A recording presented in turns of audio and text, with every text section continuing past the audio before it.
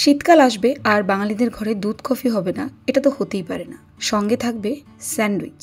এই দুটো কম্বিনেশন সত্যি বাঙালিদের খুব প্রিয়, স্পেশালি শীতকালে। হ্যালো বন্ধুরা, আশা করি সবাই ভালোই আছো। আজকে আমি নিয়ে এসেছি তোমাদের জন্য সিম্পল একটা স্যান্ডউইচের রেসিপি এবং আমাদের বাঙালিদের খুব প্রিয় এই দুধ কফি রেসিপি। চলো শুরু করি। একটা কড়াইতে দিয়ে দিয়েছি অল্প পরিমাণে সর্ষের তেল, জিরে ফোড়ন, শুকনো লঙ্কা, পেঁয়াজ কোচানো, লঙ্কা কোচানো, আদা কোচানো, রসুন কোচানো।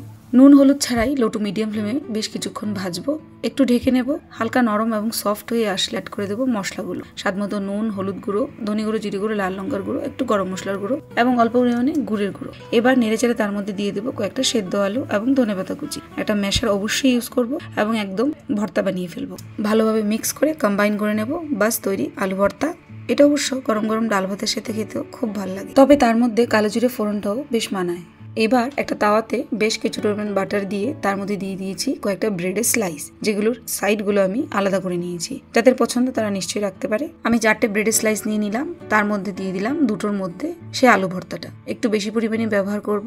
ভালোভাবে একটা স্পুন দিয়ে ছড়িয়ে দেবো এবং তার মধ্যে দিয়ে দেবো দুটো টমেটো স্লাইস এবং কয়েকটা শসা স্লাইস। এবার ওপরে একটু বিট নুন এবং গোলমরিচের গুঁড়ো ছড়িয়ে তার উপরে দিয়ে দেবো চিজ। আমি এখানে মজারেলা ইউজ করছি, যে কোনো ধরনের চিজ ব্যবহার করা যেতে পারে। তার উপরে দিয়ে দেবো লেটুস। এবার তার মধ্যে উল্টে দেবো সাইডের দুটো ব্রেড স্লাইস। বাস একটু চেপে এপিট ওপিট উল্টে দেবো।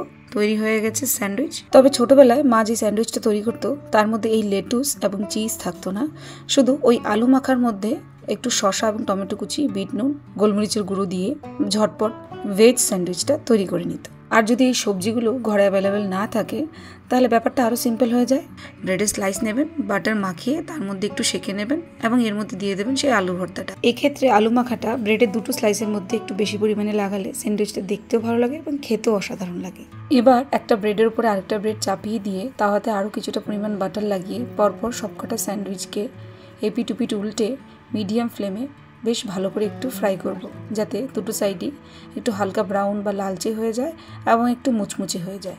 বাস তৈরি হয়ে গেলো ভেজ স্যান্ডউইচ। এই ধরনের স্যান্ডউইচ তৈরি করা খুবই ইজি এবং সময় সাপেক্ষ, যেটা অবশ্যই শীতকালে বাঙালিদের ঘরে একবার হলেও তৈরি হয়। প্রয়োজন হিসেবে মাঝখানে কাট করে নেব ট্রায়াঙ্গেল শেপ করে। গরম গরম দুধ কফির সাথে সার্ভ করব।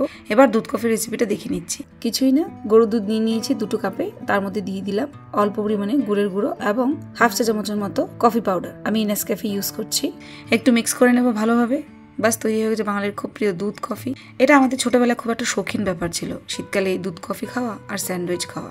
আশা করি বন্ধুরা আজকের এই সিম্পল দুটো রেসিপি তোমাদের নিশ্চয়ই ভালো লেগেছে। এটা তোমরা ট্রাই করো নি? এটা নিশ্চয়ই ট্রাই করো, খুব ভালো লাগবে এবং ফিডব্যাকটা অবশ্যই শেয়ার করবে। ধন্যবাদ।